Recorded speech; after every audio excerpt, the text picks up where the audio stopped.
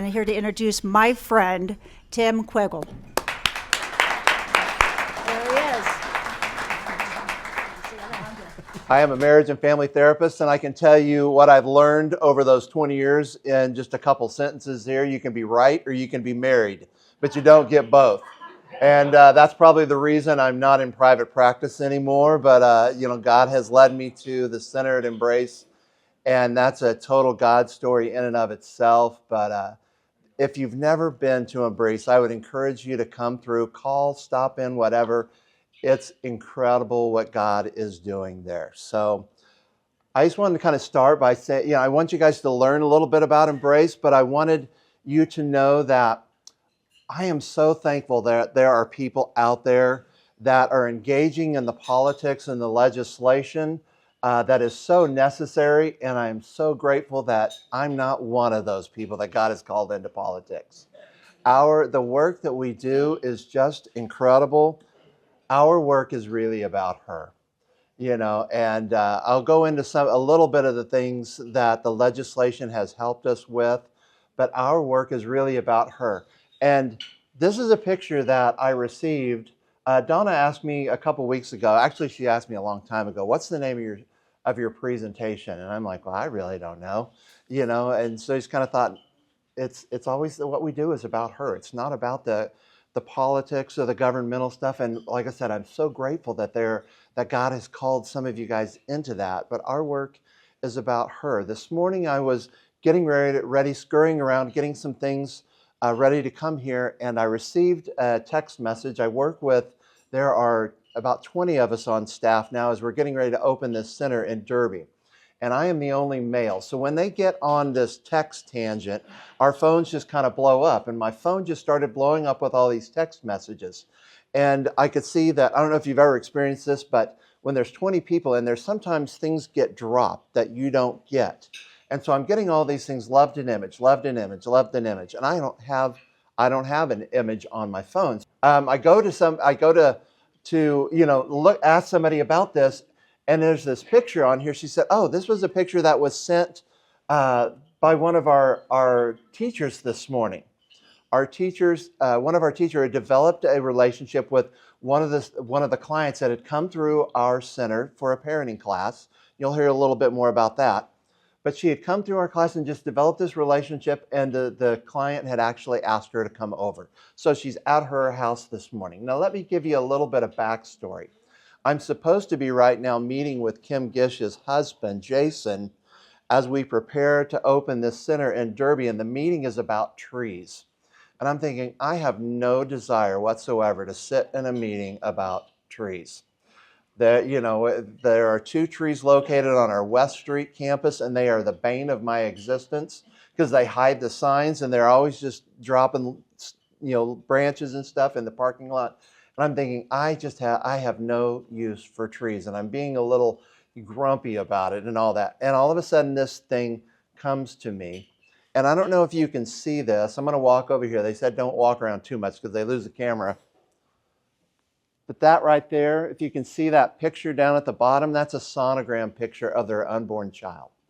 And she's sitting, over there at this house, and I'm looking at this going, and I'm just immediately going, okay, God, I hear you. Trees are important. I don't have to understand everything you're asking me to do. You just ask me to trust you. And so that's what Embrace, I just thought you should know it's about the work that we do is about her. All right, I'm going to give you a little bit of a quiz here as we walk through understanding a little bit about what we do at the center. And I've got some prizes. And since we're a pregnancy center, I'm going to bring these over here.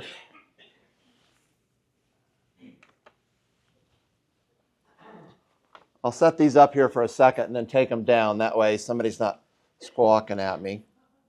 But since we're a pregnancy center, what do you offer somebody from a pregnancy center? So in one bag, I have a pregnancy test kit. Anybody excited about winning that? There, we got some hands back there. And the other, we have an STD kit. So, all right. So, and then we also, I grew up, there's a little bit of chocolate in here. These are, I I grew up Southern Baptist, so these were supposed to be wine glasses, but we call them communion cups, extra large. So, all right. And I'll let you know when we get to one of those questions as far as about, where one of these wonderful prizes is at stake. But any idea when the center first opened? Let me see a show of hand. Throw your hand up if you've got it, if you've got an answer. Everybody's really scared about the pregnancy test and all that. Yes. 1980. That is not correct. There's a hand. 95? That is not correct. We're getting close. 85. Very good. The center began in 1985. That means we've been in existence for almost 40 years now.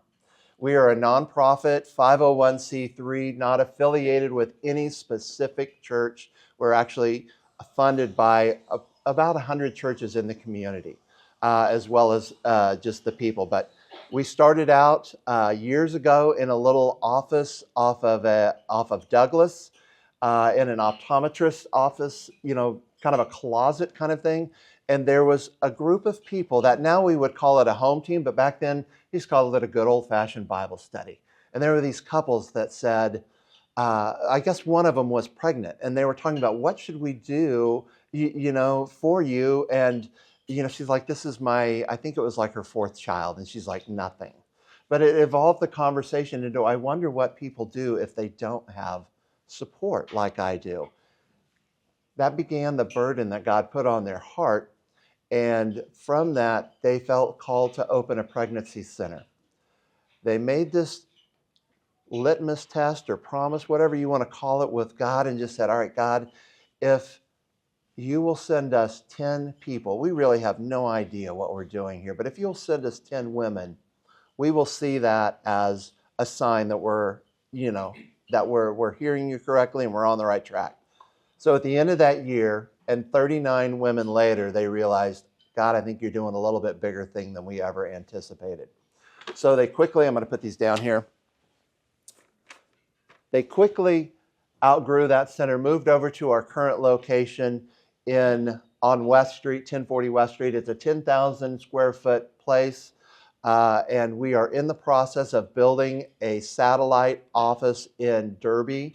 We are expected to receive occupancy December 16th is the target date, and be open to serve January 6th, that first Monday in January. Waiting on some carpet and a few things, so if you're a praying person, I would just ask that you would pray over not just the little details, but that, if you've ever been a part of a build or a move, anything like that, kind of the stress that settles in and people start getting a little snarky and all kinds of things. I would just ask that you would pray that this peace would exist over it all, and that we would just be reminded regularly that God is in control. So I appreciate those. All right, here's where our first prize will come available. All right, so in the number of diapers, how many diapers do you think an average newborn goes through its first year? Now, there is a hand. I was going to say, now nobody's raising their hand. Yes, ma'am. 2,500, very good. You can come up here and choose which cup you would like and a pregnancy test or an STD test if you like.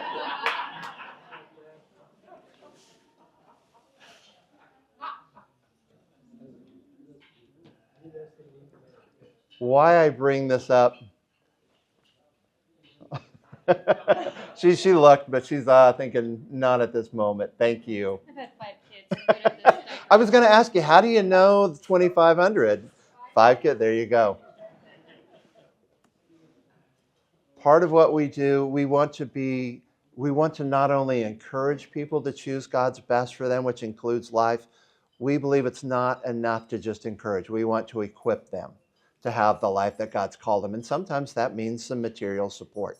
So there are a lot of things that we do at the center: pregnancy tests, sonograms, STD tests, but we also do parenting classes. And at those parenting classes, after that, they will earn material support. And last year, we provided over 65,000 diapers and over $100,000 worth of material support. Everything at Embrace is done at no cost. So, and we usually say it's done at no cost. There's no cost to you.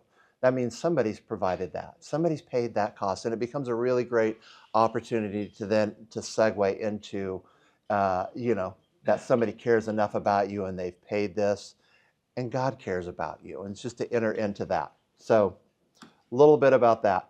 I just probably told you the value, so we won't do that, but it's a little over 100,000 in material support. Somebody was asking me earlier about our Change for Life. I think it was Gary was asking me about our Change for Life and could we do one at Christmas time.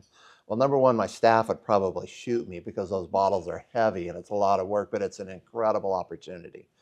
But we also do a manger tree, similar to like Salvation Army's angel tree, where we take ornaments to a church that wants to participate and they'll put them on their Christmas trees, and it'll be like a size 6-month sleeper or boy's outfit or size 3 diapers for, some of those kinds of things. If that's something you're interested in learning more about, just holler. About 50% of our clients are at or below the poverty level. So again, everything we do at our center is at no cost to them. We provided over 4,000 visits last year. We are anticipating moving into Derby, and I'm going to back up a little bit and tell you about Derby. What we learned, God was doing something in our midst with our finances, and he was just really blessing us in that area to the tune of a little over $200,000 this one year, over and above what we needed, what we had budgeted to receive and spent. And it was kind of in that area, if you remember when Trump did he doubled the standardized tax deduction. So what, 5 years ago or whatever that was? And it was in that period of time, and everybody that was any kind of financial, person in the world said, nonprofits are going to tank. You guys need to tighten your belt, hold on to every penny you got, because with this doubling of standardized tax deduction, nobody's going to give.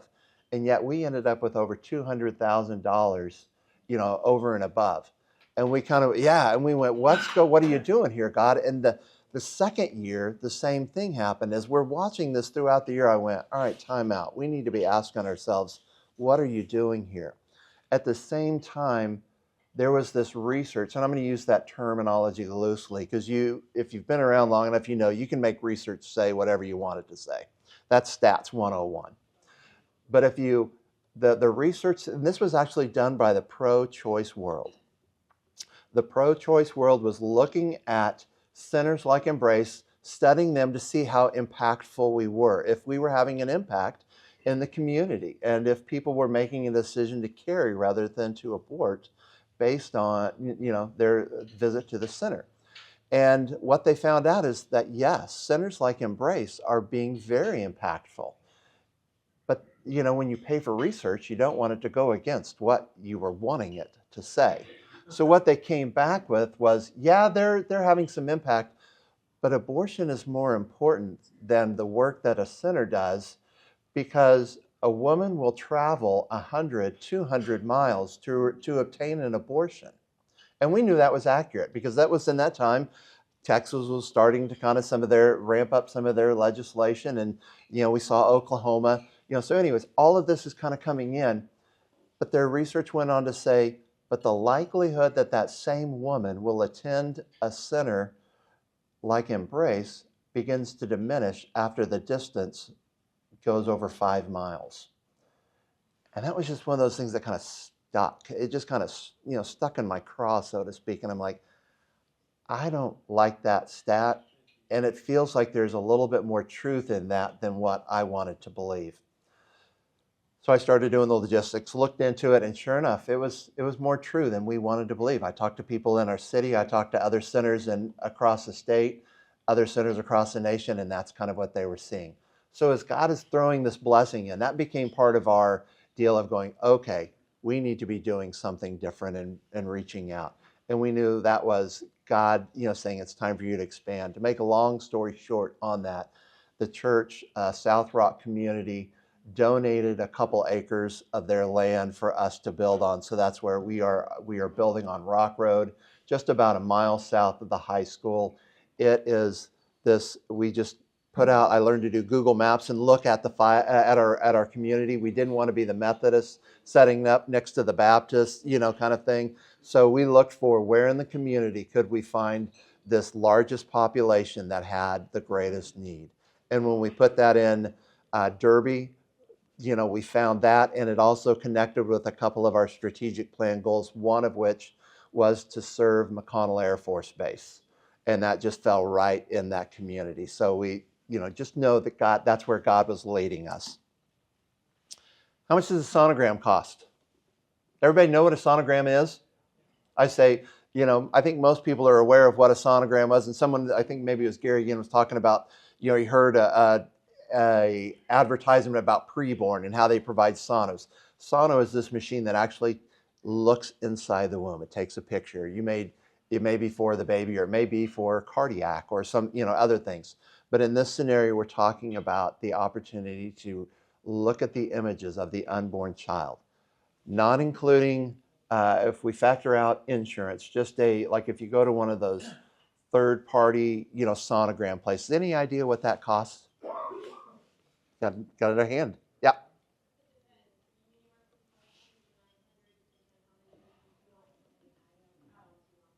Yeah. When you Google, I believe your answer is absolutely correct. When you Google it nationally, I'm not sure what they're doing, but this is what you come up with, 242. And I'm like, I don't know how that really correlates, because none of them in Wichita are that cheap. We have done, at sonograms, remember, there is no cost at Embrace for a sonogram. Here's what I really want you to see. Well, come on. Last year, we did 433 sonograms to people. So far this year, we've already done 542. The need is increasing. We haven't even opened up Derby yet. So that's kind of the scenario that we find ourselves in. The sonogram is this really impactful time where they're actually there at the center and they're looking into what's going on in their body. I'm going to move away from the camera a little bit again, because I want you to see what's going on here. You can see that this deal right here, there's a plus sign there and a plus sign there. It's measuring this baby, okay? And that's what this is. This is a baby. You can kind of see the head and see the body and the little feet. I don't know if you can make all that out. But down here, you see a couple things. CRL, that means crown to rump length. And then GA is gestational age. Crown to rump length is 11.0 millimeters. Gestational age, 7 weeks, 2 days. All right. This was a picture of a client that was taken about a year ago. I looked up the stats yesterday. 55% of our clients are coming in below 7 weeks of gestation. All right. This was a client that came in, a fairly typical client. She was young. She was 18. She was scared. She wasn't sure how to get, what to do. She reached out via text message, had this conversation. The person that was texting on our staff reached out and said, do you want to just come in and we can talk? She's like, yeah, I would love that. I don't have anybody else here to, anybody else in the city to talk to. Her family was out of state. So she comes in and she brings she comes in and she talks, and they were, she's just really scared. She doesn't know what to do, but she thinks abortion is best. We said, you know what, let's pump the brakes if you would, because she was pretty early on at that point in time, just about 5 weeks, just finding out. So we said, can we pump the brakes and let's get you in for a sonogram? That way there's no sense in going and paying for an abortion if you don't need one. Because about 20% of pregnancies end in a miscarriage anyways. So she comes back, she agrees, says, yeah, that sounds like a great idea. Comes back in a couple weeks later. It was like December 20th, I think. Might even date, yes. Yeah, it is, December 20th. She comes back in and has, this sonogram. And this time she brings the father of the baby with her, who's 18 as well. And she's leaning more towards parenting, but he's scared. And they leave again in tears going, we can't afford to do this. We don't think this is right. We go about our way. They go do the Christmas break, that sort of stuff. We come back from Christmas, and the advocate, the volunteer that's visited with her, calls her and just says, hey, I just haven't been able to get you off my heart, off my mind. Just wanted to touch base with you and see how you're doing. Is there anything that you need? I know you had this. She actually had an appointment already scheduled at Trust Women. So she was like, I know that's what I just wanted to see how you're doing now after it's all said and done. The girl says, oh, actually, after that appointment, we decided, my boyfriend just said he just recognized he was really scared. But there are places out there to help, and we think this is best. So we're having a baby. While we were at Christmas with my parents, we told them, and they all yelled a little bit, but now, as grandmas always do, she's buying baby shoes. So everybody's happy, we're going to have a baby. This baby is now born, that sort of stuff. But I want to put this in perspective. I want you to hold your hands out for me. And I want you to look at your fingers. Look at your pinky. Now look at your fingernail on your pinky. I measured the width across on my fingernail on my pinky, 13 millimeters. This baby right there at 7 weeks, 2 days, that is 11 millimeters. That means from the top of their head to their rump, to the bottom of their tailbone. Now, if you stretched it, if you stretch the legs out a little bit, it would obviously be a little bit longer, but not that much longer. That means this 7-week-old baby, you could probably lay across your fingernail. Is that pretty incredible? 55% of our clients are coming in at less than 7 weeks gestation. 25% are at, so another additional 25, I'm trying to think of the right way to say this, another 25% are in that between 7 to 9 weeks, okay? 90% of abortions in Kansas take place under 9 weeks, with under 10 weeks in that 9-week gestation period somewhere. So that's what we're dealing with. We made this switch a while back to go to a system where they come in now and they do a pregnancy test with the nurse. They see a sonogram with the nurse. And if they want, they can do STD testing because there are certain STDs that can impact the health of the pregnancy. So we're going to test them, and if they're positive, we're going to treat them, all at no cost, okay? That's what's taking place at Embrace. This was a stat from a few weeks ago. 90% of our clients are choosing life. That sonogram is an incredible deal, yeah. And this isn't because we're doing such a great job. This is just the work that God is doing. And so I want to encourage you to come on board. If you want to learn more, come find out. I want to share this one last thing because I know we're probably getting close to time here. What time is it? Oh, we're doing okay. We're doing all right. Very good. I thought I was just chit-chatting a little too much. Well, there's a thing called an abortion pill reversal.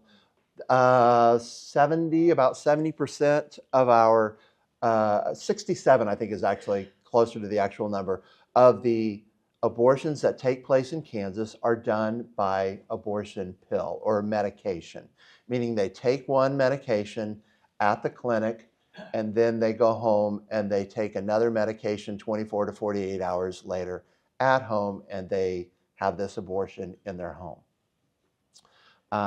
And now if you've followed any of the political stuff on it, some of those restrictions have changed. It used to be only allowed till 7 weeks. Now it's, through the 10th week. And there are places that are allowing it through the mail. We have people, it's not supposed to be allowed through the mail in Kansas, but we have clients that come in, are receiving it through the mail. There are articles out there that will tell you how to create a mailbox in Oklahoma, have the medication forwarded to that, to that post office box, then automatically forwarded again to your ad. They're doing it. All right. So now we're also at the same time seeing with this increase in abortion pill, with the abortion medications, we're seeing a percentage of women that are coming to us after they take this first medicine and go, oh my gosh, what did I just do?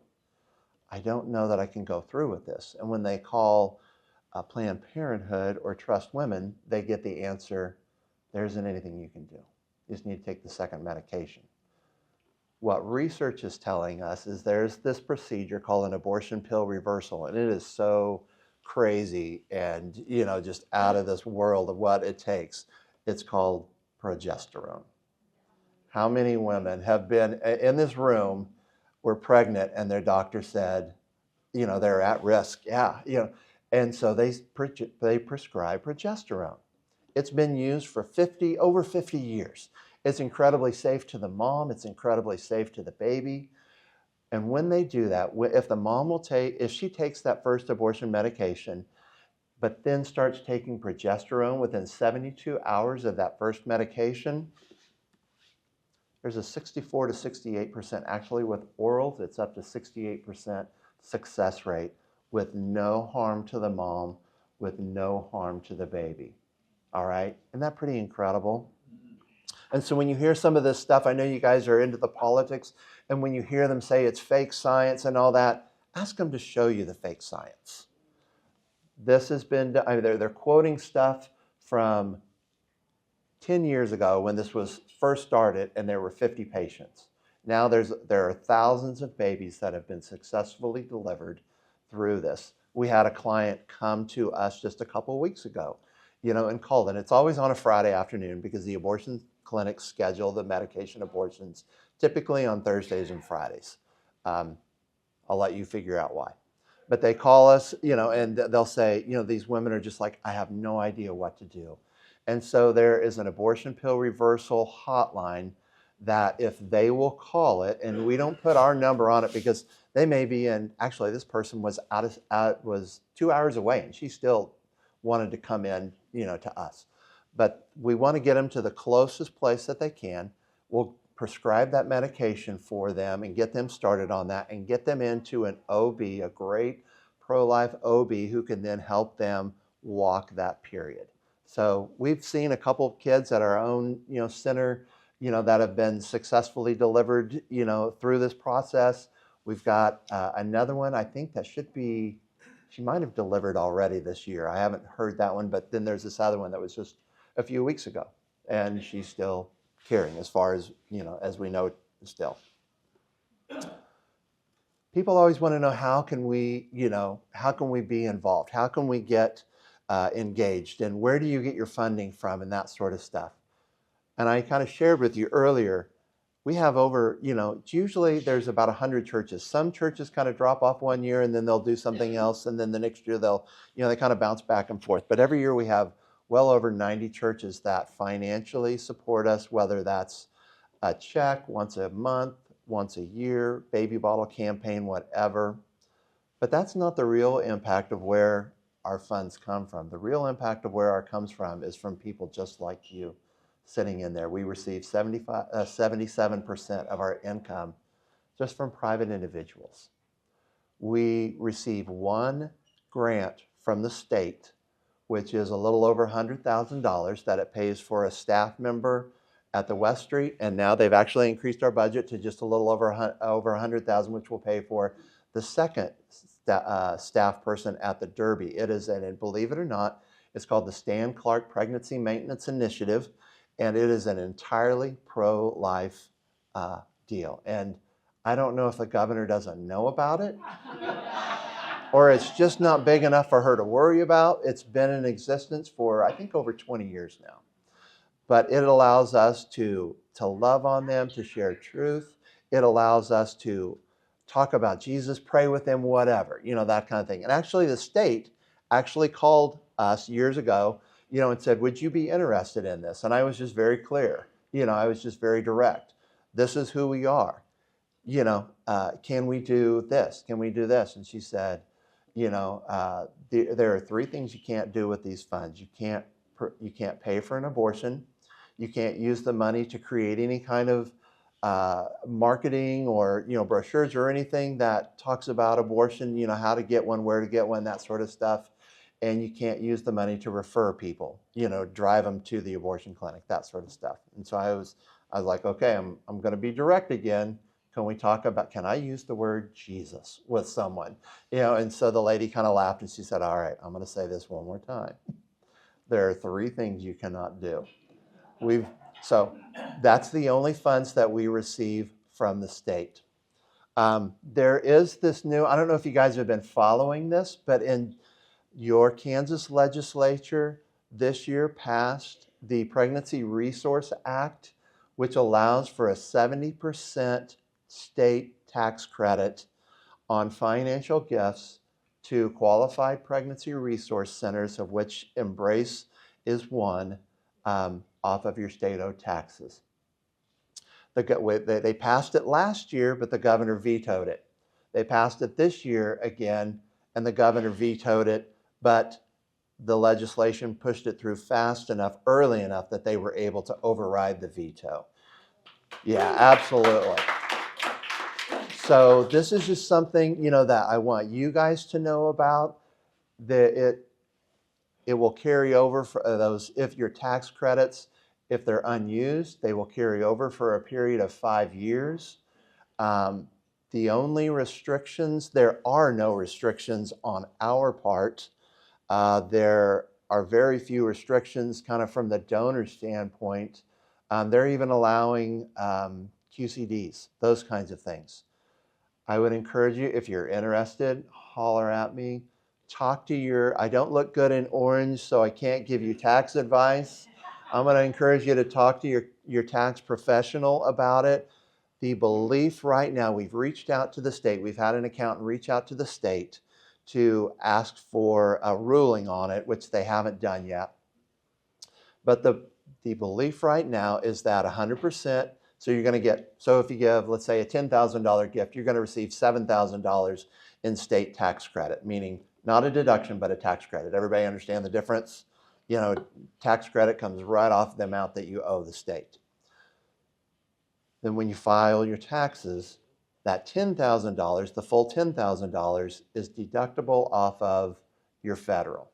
There's still some question as to whether they're going to allow you to deduct the full $10,000 off of your state, or whether it's the remaining 30%, or whatever that's going to look like. We've had different people, give us different things. That's why I say talk to your tax accountant about that.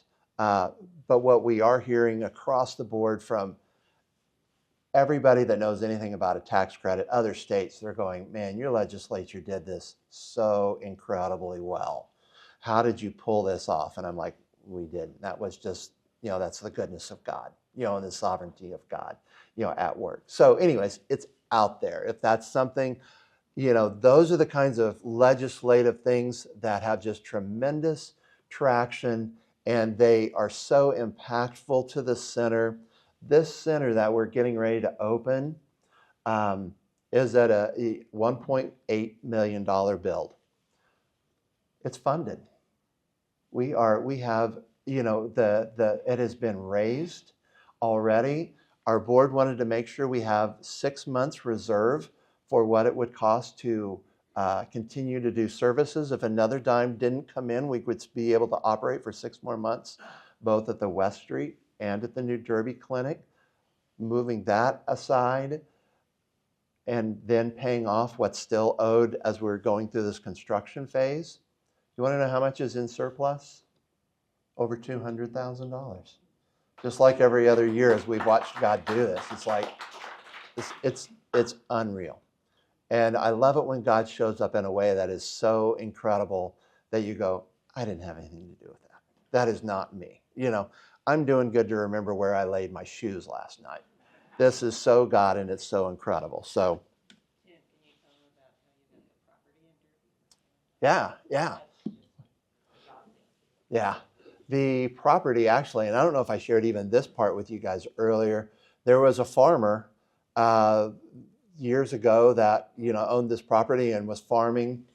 And he's getting up there in years and decided it was time to retire. And I think he had somebody else farming it for him, as farmers kind of do. And he had actually gotten to the age where he needed to move away and have some care taken of him, that sort of stuff. So he moved to California where his kids were, and was living there. But he just had his heart that he wanted that land to be utilized for a church. And of course, the kids didn't want any part of that. They wanted to sell it, for a nice chunk of change and that kind of thing, because churches don't, grow money on trees, that kind of thing. So anyways, the dad just said, no, I just, for whatever reason, and he wasn't an overly religious guy. He just said, I've just always had it in my mind and my heart that this would make a great place for a church. This was a little over 10 years ago, 15 years ago. So they sold the land to South Rock Christian Church. It was like 78 acres, just shy of 80 acres, down there on the corner of 84th Street or Chet Smith and Rock Road. The land was then deeded over to them. They signed the paperwork. This was even before they had the ability to email everything as much as they did, that sort of stuff. They put they had to send it to him to get the physical signatures, and they put it in the mail, and the next day, this gentleman passes away. So now here they are. This land is sold to South Rock. They build their church. We've been looking in Derby. We looked for places to rent. We looked for places to purchase, but everybody wants $500,000 for a cardboard box that you're going to have to gut, and all of that kind of stuff and revamp. So we looked for almost a year and just said, what if we look at new construction? That's crazy. We felt like we could probably afford about $400,000, $500,000, and for some crazy reason, somebody said, well, you should build, and I'm like, that's nuts, but all right, nothing else is popping up. So we did. We started looking at land, and land, if you know anything about land, specifically on Rock Road in Derby, which is their thoroughfare, is thousands and thousands and thousands of dollars. For a developed site, they're usually around $200,000 just for the land if it's developed. Undeveloped, it's about $40,000. So anyways, we're looking and we're going, Lord, this is nuts.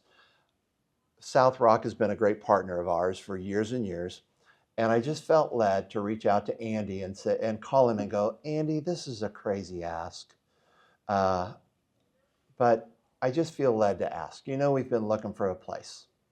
Would you consider selling, some of your property to us for a couple nickels? We're a nonprofit. You know who we are. Would you consider doing that? And I said, I don't know why I'm moved to do this, but it just seems like a crazy ask, but I'm supposed to do this. And Andy, it just gets quiet over the phone, and he goes, that's not crazy. You don't know this. And I had told him, I said, if we could pick any land, this is the land that we would want. We want to be as far away from you as possible. We love you guys, but, we don't want to be affiliated with the church because, women coming to our centers don't think the church is prepared to handle them.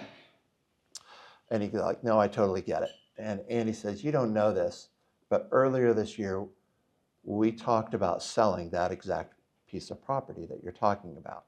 And we just came to the place that, it was not only no, but no. That there were people that were just adamant. That is not where God wants this land to be used for. You can't regrow dirt. Once it's gone, it's gone.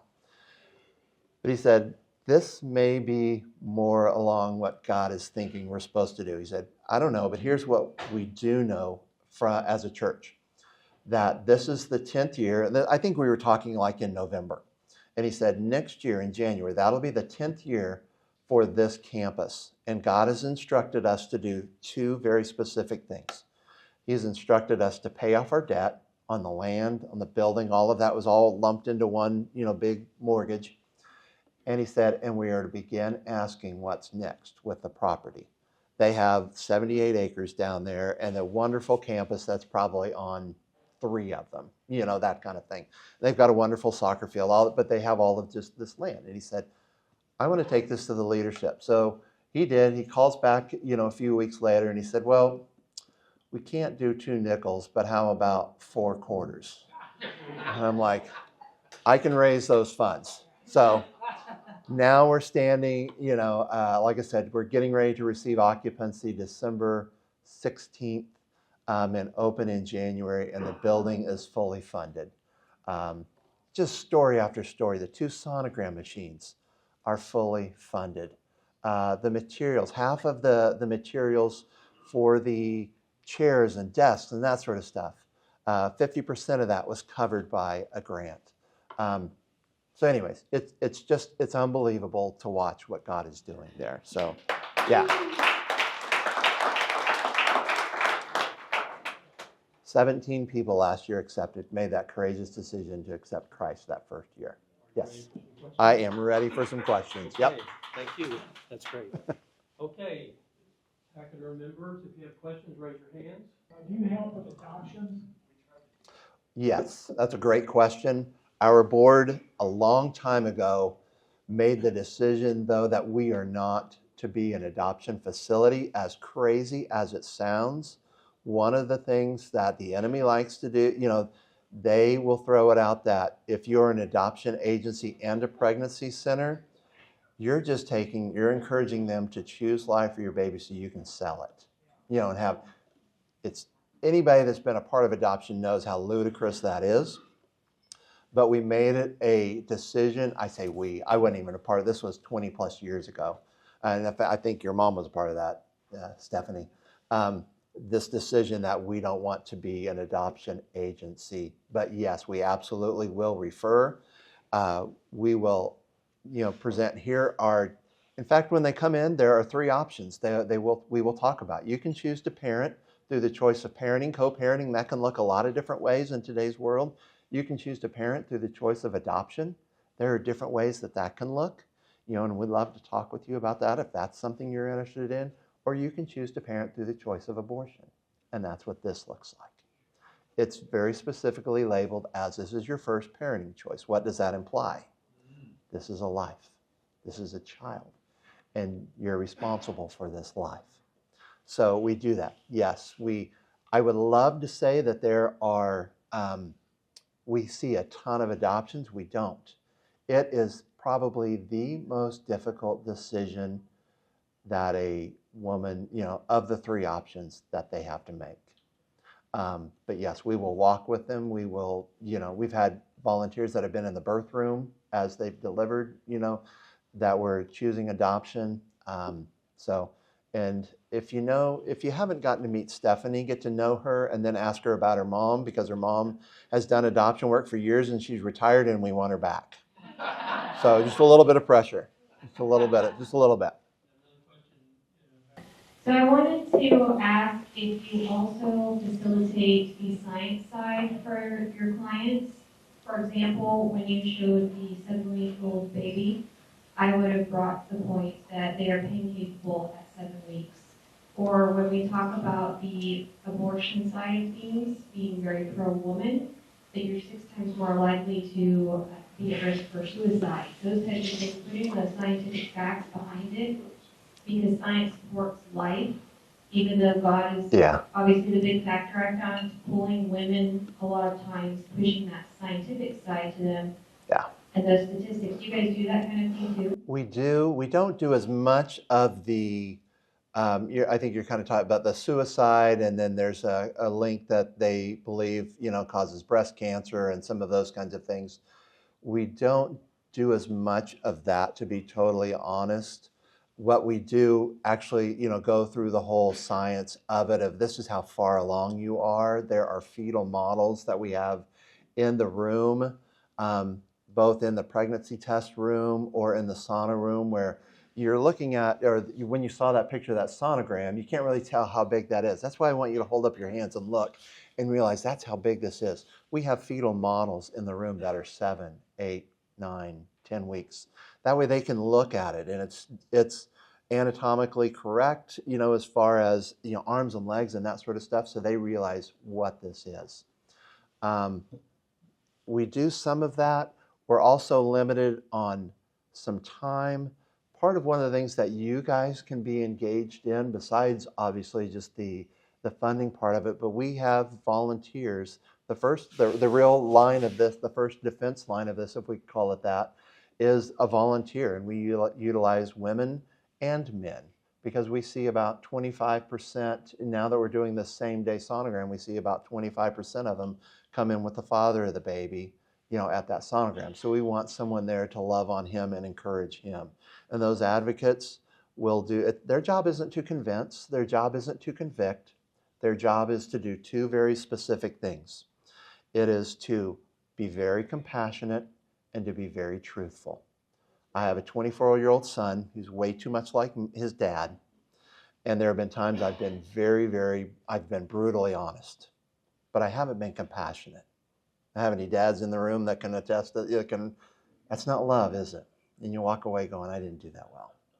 I also have a 22-year-old daughter who is supposedly on her way here now, coming home from college for Thanksgiving, but she's way too much like her mom. And so there have been times that I've been very compassionate with her, but I probably didn't tell her about the reality of her choice. That's not love either. We have to marry those two things, and then it's up to God to convince, convict, whatever. But yes, we utilize, whatever we can as far as information. But I will say this, we do not use any kind of graphic imagery. We do not use any kind of inflammatory language. I'm not saying there's not a place for that. What I am saying is there's not a place for that in the center. Our women know what that is, and it's hurtful to them. So we want to marry that compassion with that truth. So, yeah. Just on the matter, are you familiar with the Kansas Coalition for Life and the work they do at Trustworthy? There is, and actually Alex will probably answer this question better for us. There is a Kansas Coalition, Kansas for Life. There's a Kansas, is it Right for Life? The Kansas Coalition, right? I mean, there are multiple different deals. I think it's the coalition that you're talking about is the one that sits outside, and does the, the sidewalk counseling and that sort of thing. And that's a great, opportunity. If that's where God's moving your heart, we can't. I've got a story that I want to share, but I can't, because there's just too much identity in it. But know that God is at work through that organization, and even at work in the lives of some of the people that are inside the building working there. So yes, I am familiar with them, and they're great. They're great folks. Okay, question over here to the right. My name is Ben Seymour. I think I participated in the diving boat a few years ago.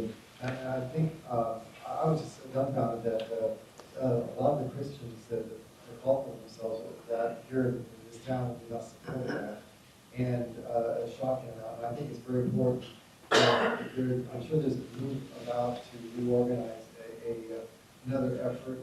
And I think it'd be very, very important that you and other like-minded organizations be at the table to kind of figure out, we got to figure this out, because it can't be that we're a growth industry for abortion here in Kansas. Yeah, I agree.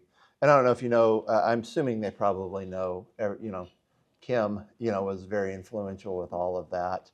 And it was crazy, wasn't it? I mean, I was at the polls. I know you guys were at the polls, and I knew a bunch of the people at the polls, and I'm going, you know what life is. But I also know that obviously they didn't vote the same way. So once again, I'm going to go to this statement that says, I am so thankful, for Kim and for all of you guys that are engaged in these political things. I'm also grateful that I'm not called into that. I would love to sit at the table and say, this is how, what our need is, and how share whatever insight I could. But yeah, that was tragic, wasn't it? Yeah. Yes. Tell them just really, really quick, how you help the guys Okay. and families, just real quick. Yeah. Well, that's what I cut my teeth. That's what brought me into the center was, the men. We want the men there as well. And that's why I say we want guys there, to be an advocate. Most of the dads that I know, I say, hey, would you come in and, and talk to these young dads about being a dad? And the standard answer I get is, well, I didn't kill my child, but I don't know that I could repeat that, if I had another one of my sons, or something along those lines. So I don't know of what value, but we want to be very intentional with him and be present with him and encourage him. We started years ago with a program, very quickly went where we were creating a fatherhood program, but then very quickly went time out. We want to create we want our center to look at everywhere where we are intentional for her and ask ourselves, how can we be intentional about him? So we want them to be there and to be involved and to know that he is the most influential person in her decision, apart from her own voice. So yeah, we absolutely want them and encourage them and just want to love on him as well. So yeah.